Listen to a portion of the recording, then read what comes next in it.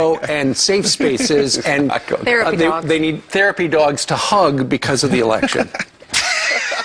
I'm not making it up. You're laughing. I'm not making it up. This is all going on. I just think they ought to get over it, you know?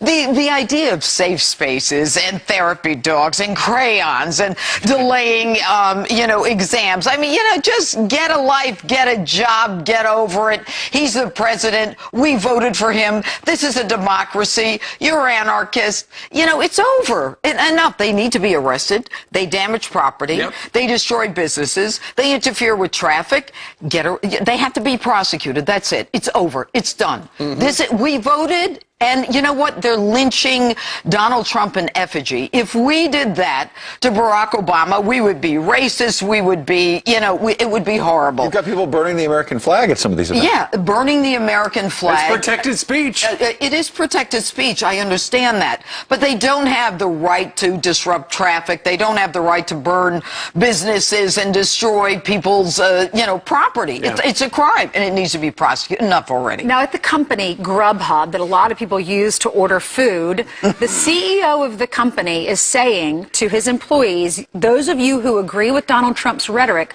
should resign. He also said that he rejects Donald Trump's nationalist policy. We're either a nation or not. We are not a globalist place where people just come and drop off and collect money and food stamps, okay? And I think that this guy from Grubhub is setting himself up for a major lawsuit. And make no mistake. Lawsuit? I'll tell you why. He is setting himself up because he's already, established the mentality or the atmosphere where we're not even talking about employees saying what they think. He's saying, if you don't agree with me, if you don't hate Donald Trump, then get another job. Here's what he said. We have the email he sent to employees. While demeaning, insulting, and ridiculing minorities, immigrants, and the physically, mentally disabled worked for Mr. Trump, I want to be clear that this behavior and these views have no place at Grubhub. Had he worked here, many of his comments would have resulted in his immediate termination. If you do not agree with this statement, then please reply to this email with your resignation, because you have no place here. We do not tolerate hateful attitudes on our team. Judge, at any business, aren't you allowed to have your own personal views? You're allowed to have your own personal views. If you work for the government, your political speech is clearly protected. You have a First Amendment right. In some private businesses, you do not have the right to have this First Amendment political discussion. However, there are some states that explicitly allow you to discuss your political views. Here, this is very different. This is the employer saying, if you don't agree with me, if you don't hate the president and everything that he stands for, then resign or get your tail out of here. That tells me that he's going to discriminate. And if there is any disparate treatment against me because I voted for Donald Trump, or God forbid I said something nice about the president, then right now, he set himself up for a lawsuit. Well, I tell you what, he's obviously feeling the heat, because after he clearly said that if you don't like it, just get out, now he's come out with a new statement. He says, I want to clarify that I did not ask for anyone to resign if they voted for Trump. To the contrary, the message of the email is that we do not tolerate discriminatory activity or hateful commentary in the workforce, and we still will stand up for our employees. Well, that's some good spin right there, but it was clear. That is spin. He's not standing up for his employees. It's just the opposite. He's telling his employees, if you don't agree with my political position, then get your tail out of here. And you know what? He should suffer an economic loss because of what he did. What's going to happen to his company? You know what? Americans now know, and you know what? We elected Donald Trump president. This guy hates Donald Trump. He hates the idea of nationalism and our borders. Too bad. Suffer the loss. So we can put you down as not wanting to order from Grubhub, right? Not a chance. Okay. All right. By the way, something that is trending online right now, boycott Grubhub. Ooh, what a shock. All right.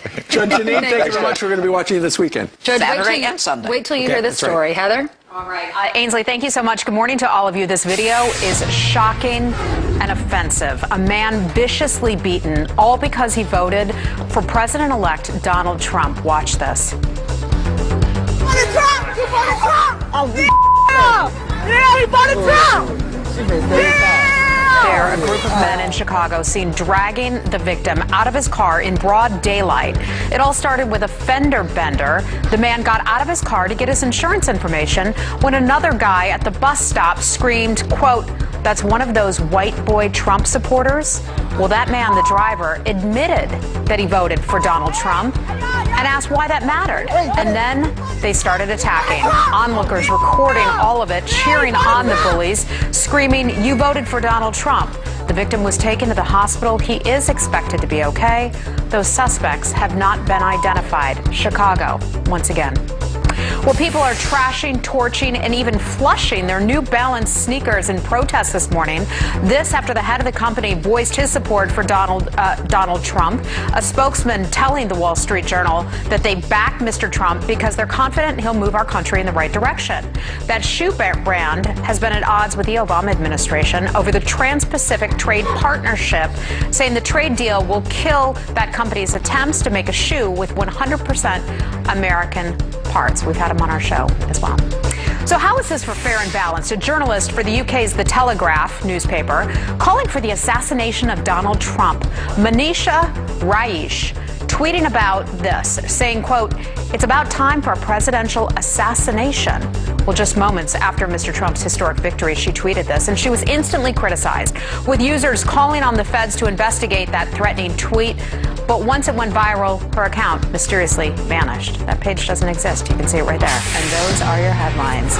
Wow, crazy times. Rather than covering the news, she is the news. Yep, that's right. All right, thank you. Thank you. Well, he helped Donald Trump win the election on Tuesday. So will he be able to help a Republican agenda get passed? RNC Chair Reince Priebus here to talk to Ed next. Good morning, Reince. And this military mom is on a mission to teach children the ABCs of the Army. She's going to share her Work with Mr. Trump to push his agenda. Let's ask the RNC chairman himself live this morning. Reince Priebus, good morning to you. Good morning, Ed. Good to see you. Speaker Paul Ryan says President-elect Trump has a mandate. What is he going to do with that? Well, I think he's going to execute his plan. I mean, he talked about the things he wants to do: national security, immigration, the economy, 100-day plan, working with the Speaker and the leader of the U.S. Senate. All those things are really important. We have a mandate, and the American people decided to put the Republicans in control of the House, the Senate, and the White House, and that means that we now need to execute the will of the American people, and the will of the American people is to execute a plan to get this country moving forward again, and Donald Trump and President-elect Trump, that is going to make that happen. Well, Mr. Chairman, though, is Paul Ryan as Speaker fully on board with this President-elect? Because Paul Ryan was on this program about a week and a half ago, and several times referred to the Republican nominee. He would not even use Mr. Trump's name. Isn't that a flip-flop? Well, I think if you look over the last several days, he has, and by the way, he is 100% on board. Donald Trump is going to be the president, and he has a mandate, quite frankly, that our country hasn't seen since Ronald Reagan across the entire Midwest. And so the plan is going to get executed, and I think the American people should be encouraged by what President-elect Trump has said, both on Wednesday morning and what he's done yesterday. Yeah. He and the president had a fantastic meeting. They genuinely got along. It was real.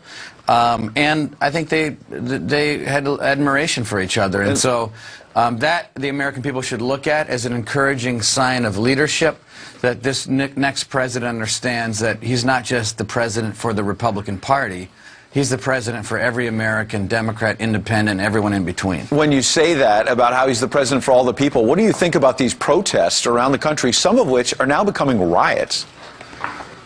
Yeah, I just say, you know, I hope people just have an open mind and kind of just judge President-elect Trump by what is really happening, which is a person who's trying to bring people together, a person who sat down with the president yesterday for an hour and a half, a person who didn't brag, took out all the campaign-type rhetoric out of his acceptance speech and said, it's time to come together. I don't care what your gender is, what your religion is, what your race is.